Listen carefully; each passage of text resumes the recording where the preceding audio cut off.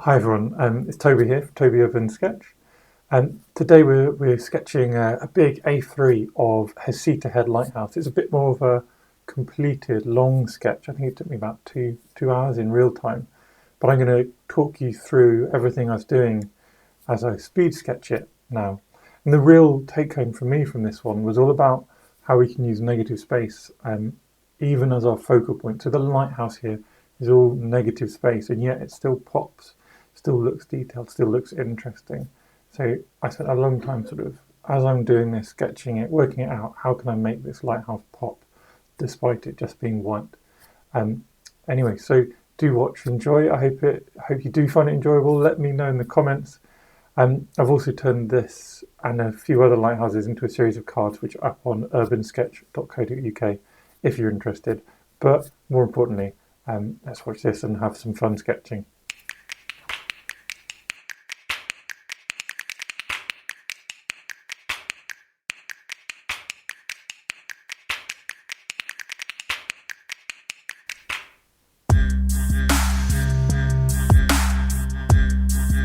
So what we're sketching today is a lighthouse called Heceta Head Lighthouse, and it's a rather sort of epic bit of scenery here.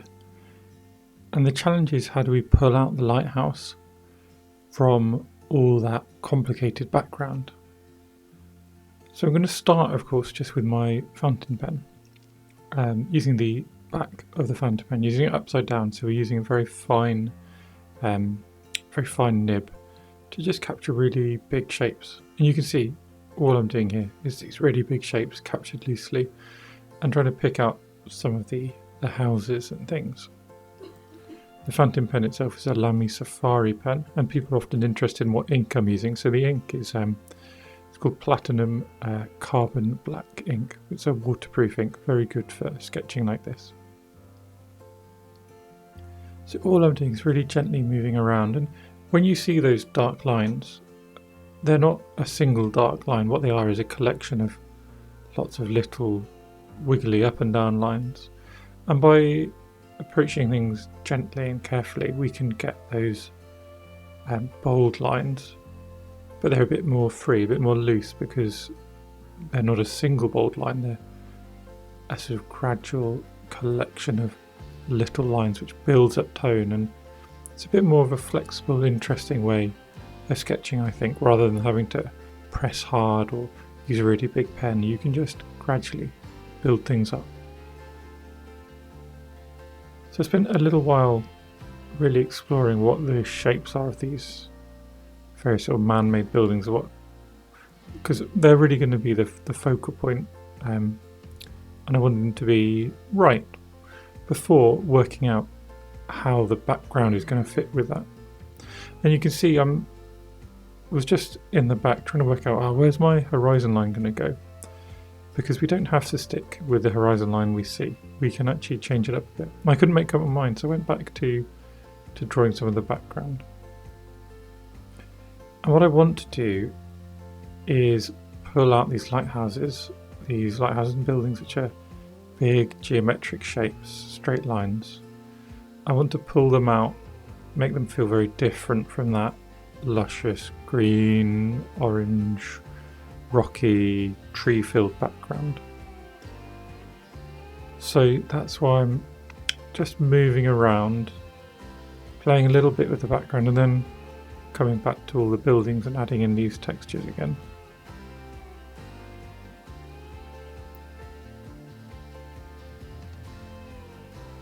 And there's lots of little bits to do. There's so much to do in this, so that's why I keep jumping from object to object and just working out, putting in the shadows here, or putting in the sort of metalwork, the banister in front of the lighthouse.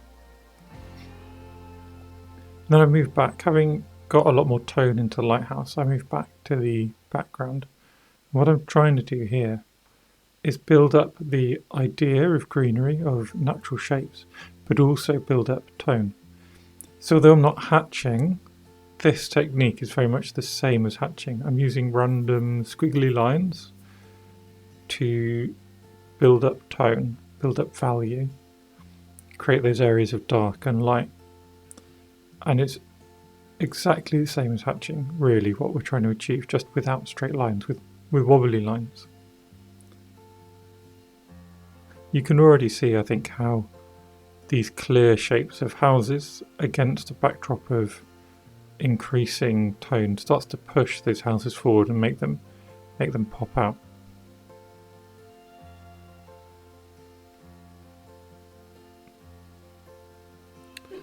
And doing this does take a while. It needs a bit of concentration, which is why I move around a bit. Don't want to do too much in one place. And so having added that tone in the background, we can move back to buildings or move down or up and just keep the brain working, keep everything fresh so that we don't overdo something in somewhere or rush somewhere else. In the front and these sort of rocky areas, I wanted to get the idea that it was a bit different, which it is. There is some greenery, but there's also some rocks. So I wanted to pull those out with slightly different, more geometric shapes. And then having done this, we can decide, yeah, I'm going to drop the horizon line quite low, actually a lot lower than it is in the reference. And now, time for adding the colours. So I gave myself a little break between the colours and the line work, just because sometimes your brain needs a little break, needs to step away to decide what you really want to do. And I started with the sky with cobalt blue and phthalo blue. And you can see I started painting around the lighthouse, and I wasn't sure how much I was going to fill the sky with colour. But what I knew is I wanted a crisp outline, that lighthouse really pushing forward. So painting nice and wet gives us lots of opportunity to change the textures like I'm doing here, dropping in water, dropping in pigment, pulling up pigment. And I tried sort of doing some splashes and things, and I tried putting a bit of colour in the sea, and then I just thought, you know what, this feels quite empty, so let's make this blue the whole sky.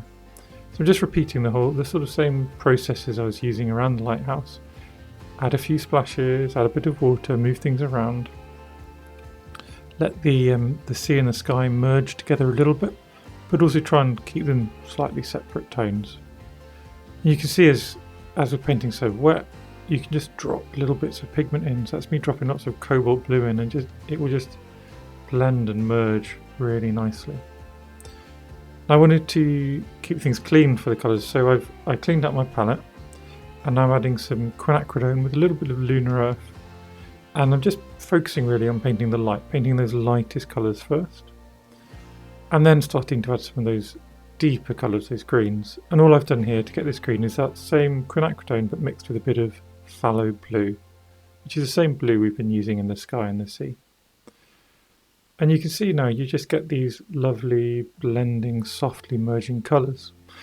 In the foreground I've got that same quinacridone, that same light, but this is much more of lunar earth and a little bit of Van Dyke brown, just to create an earthier, deeper tone.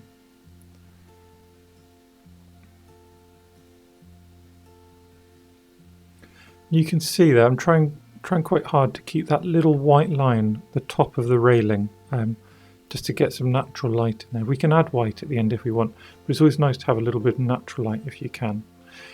And I'm still painting very much wet on wet and bringing just darker and darker tones, especially darker greens, and now some darker quinacridone, and getting some of those shapes. And remember, you can lift colour. So in a couple of places, I take a clean brush like here, and just lift out a little bit of that colour, and that creates even more variation. It just creates lovely natural shapes in all of your colours.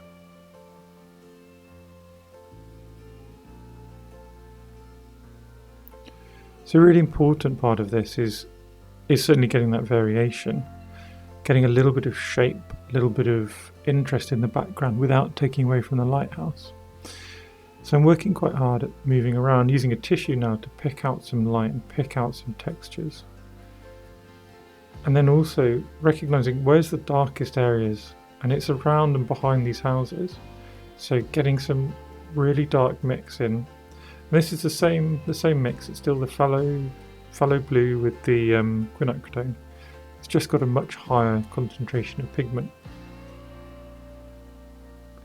And again, you can see it's still a little bit wet, so we're still getting these lovely blending and soft edges. But I'm also trying to get some lines like branches and like trunks coming in. And the more we deepen those darks around the lighthouse, the more it's pushed right into our face, right out of the image.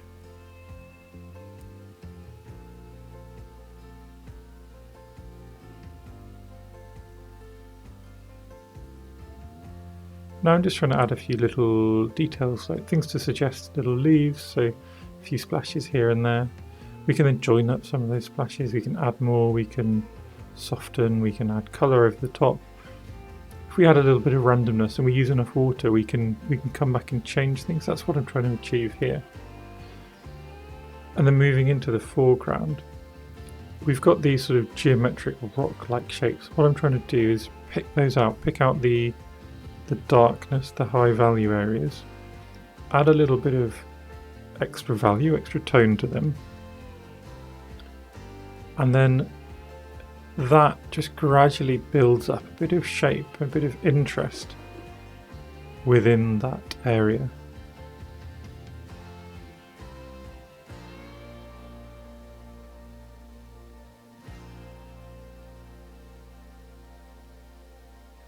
You'll notice through this whole thing I've still not actually applied any colour, anything to the lighthouse or the buildings, because my focus was push them forward with negative space. They are after all white, the walls are white.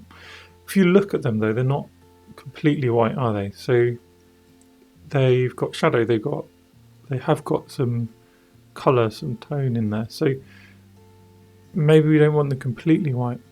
I knew that I wanted some nice punchy bright colours, so this is a mix of Scarlet Lake, just Scarlet Lake, a little bit of water, and we can gradually pull out just little bits that we might want, which might elevate it, whilst also keeping lovely negative space.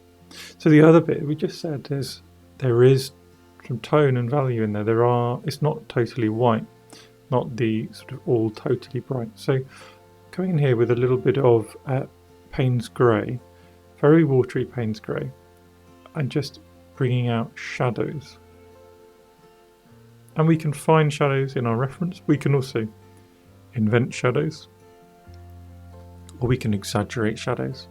Exaggerating shadows is a lovely way of making things a bit more dramatic. And inventing shadows is sometimes necessary to make an image feel complete, perhaps because you've simplified it in a way which makes the original shadows not quite work. You can use the same shadow colour to intensify some of the natural areas as well. So some of these rocks especially will be generating natural shadows.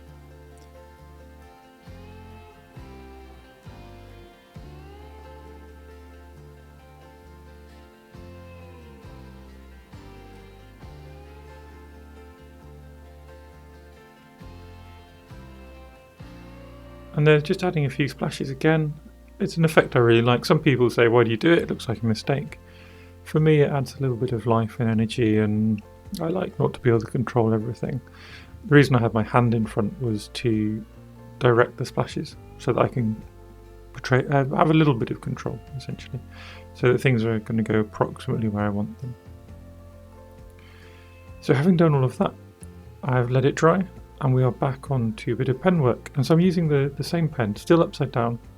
You find with watercolor pen, after you put watercolor paper, after you put watercolor on it, water on it, becomes more absorbent, so your lines are automatically quite a lot bolder, which isn't a problem, but it's just something to be aware of.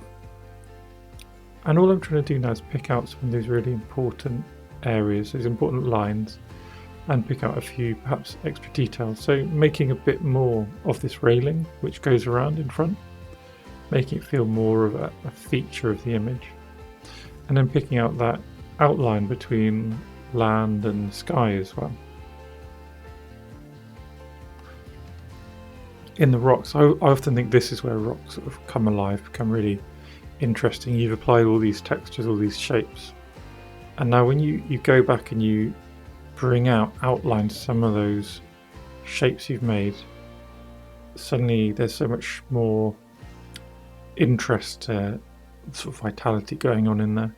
And And it can work the same with natural greenery as well, just making different shapes here. So this is more random, more higgledy-piggledy, but still just trying to pick out those areas of light and dark and just exaggerate them a little.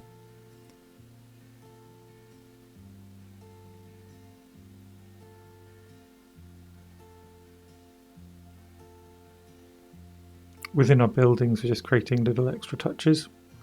So, you know, maybe smoothing a line, maybe in a couple of places making sure that there's a nice difference between the dark on the outside of the lighthouse and the light that is the lighthouse itself.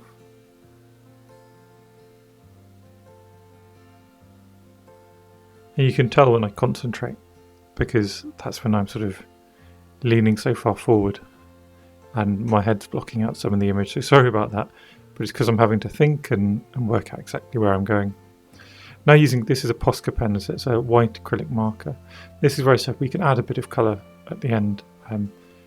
It's not quite as natural, and I never quite like it as much as if I've managed to plan and leave that white space. But I think it does work very effectively for a few little touches here and there. And now, of course, is the big reveal. So I think it's amazing how when you pull off that tape and you have that crisp outline, you're left with a really beautiful image, something which is so much better than perhaps you were worried it might be before you took off that tape. Anyway, this is my completed image. As you can see, it looks great in a frame. Everything looks great in a frame, of course. And I've turned it into a series of cards as well, along with some other lighthouses I did as a project over a month in September and October. And they're all up on my website, urbansketch.co.uk. But more importantly, I hope you've enjoyed the video. I hope that it inspires you to have a bit of fun. Try different ways of making things pop out. So having a lot of negative space as your focal point is a really interesting way of making things pop out and come forward. If you do enjoy, please do like, subscribe, and thank you very much for watching.